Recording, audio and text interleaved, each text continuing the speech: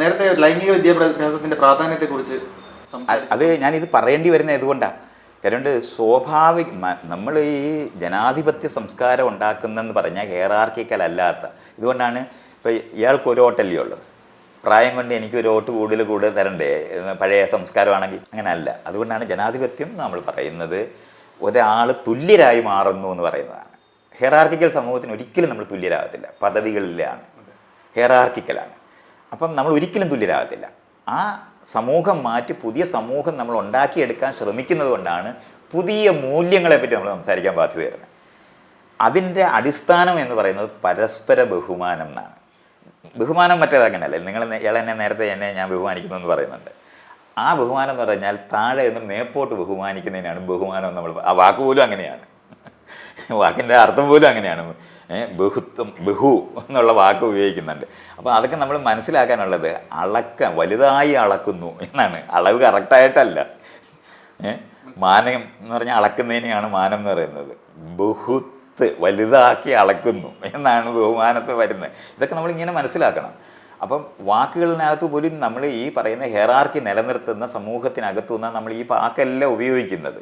അപ്പം നമുക്ക് ലൈംഗിക വിദ്യാഭ്യാസം വേണ്ടി വരുന്നത് നമ്മളിപ്പോൾ ലൈംഗിക വിദ്യാഭ്യാസം എന്ന് ഇയാൾ പറയുമ്പോൾ ആളുകൾ വിചാരിക്കുന്നത് ലൈംഗിക ബന്ധത്തിനെയാണ് പഠിപ്പിക്കാൻ ശ്രമിക്കുക. അങ്ങനെയല്ല. പ്രായപൂർത്തിയാകുന്നതിന് മുമ്പ് ലൈംഗിക ബന്ധത്തിൽ ഏർപ്പെടുന്നത് തെറ്റാണെന്ന് പഠിപ്പിക്കാനും അല്ല. അങ്ങനെയല്ല. ലൈംഗിക ബന്ധത്തിനകത്ത് നിങ്ങൾ ഇടപെടുമ്പം നിങ്ങൾക്ക് എങ്ങനെയാണ് റോഡിൽ വണ്ടി ഓടിക്കാൻ നിങ്ങൾക്ക് അറിയാമെങ്കിൽ പോലും 18 വയസ്സായിട്ടേ നമ്മൾ അനുവദിക്കുന്നുള്ളൂ എന്ന് പറയുന്നത് ഉത്തരവാദിത്തം എടുക്കാനുള്ള കഴിവുണ്ടോ? ഇപ്പോൾ ഒരു സ്കൂളിൽ പഠിക്കുന്ന കുട്ടികൾ അവർ ലൈംഗിക ബന്ധത്തിൽ ഏർപ്പെട്ട കുഞ്ഞുണ്ടാവും.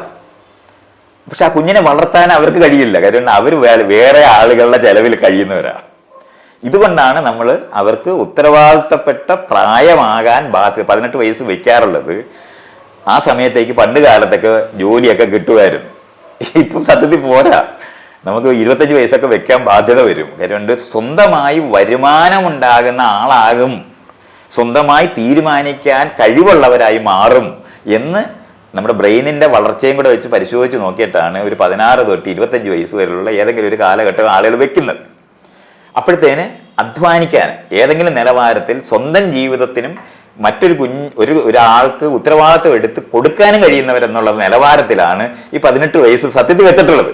അത് 18, 21 ഇതൊന്നും ശരിയോ തെറ്റോ എന്നുള്ളത് കൊണ്ടല്ല, ബ്രെയിനിന്റെ വികാസവും അല്ല. ഈ വിദ്യാഭ്യാസം അപ്പുറത്ത് നമ്മളിത് പറയുന്നത് ഒരു ഏജ് ഗ്രൂപ്പിലുള്ള വിഭാഗമാണ്. മനുഷ്യന്റെ തന്നെ വളർന്നു വരുന്ന സമയത്തുള്ള ഒരു ഏജ് ഗ്രൂപ്പിലെ വിഭാഗമാണ്.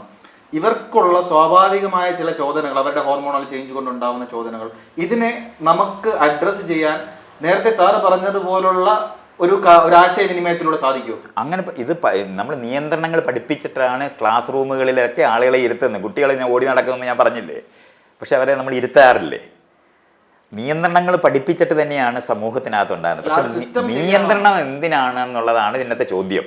ആദ്യത്തെ ചോദ്യം അത് അതിനകത്തില്ല. ഇയാൾ വിചാരിക്കുന്നത് നിയന്ത്രണം എല്ലായ്പ്പോഴും ഈ നിയന്ത്രിക്കപ്പെടുന്നവരുടെ ഗുണത്തിന് വേണ്ടിയാണെന്ന് തോന്നും നമുക്ക്. പക്ഷെ അങ്ങനല്ല. നിയന്ത്രണം വേറെ ആൾക്കാർക്ക് പ്രയോജനപ്പെടുന്ന നിലവാരത്തിലാണ്. ഇപ്പോൾ 18 വയസ്സ് വരെ വളർന്ന ആളിനെ പട്ടാളത്തിൽ ചേർത്ത് അങ്ങ് കൊല്ലാൻ കൊണ്ടുപോകത്തില്ലേ? വളർത്തിയ ആൾക്കാരെ വായും പൊളിച്ച് ഇങ്ങനെ ഇരിക്കാനല്ലേ പറ്റത്തുള്ളൂ. അല്ലല്ല, അവർ തെരഞ്ഞെടുപ്പിനെ പറ്റി ഇയാൾ പറയാതെ, ഇയാൾ പണ്ട് രാജാവ് ഉണ്ടാക്കിയതാണ് ആ നിയമം. തെരഞ്ഞെടുപ്പുമായിട്ട് ബന്ധപ്പെട്ടുള്ളതല്ല. ഇതറിയണം.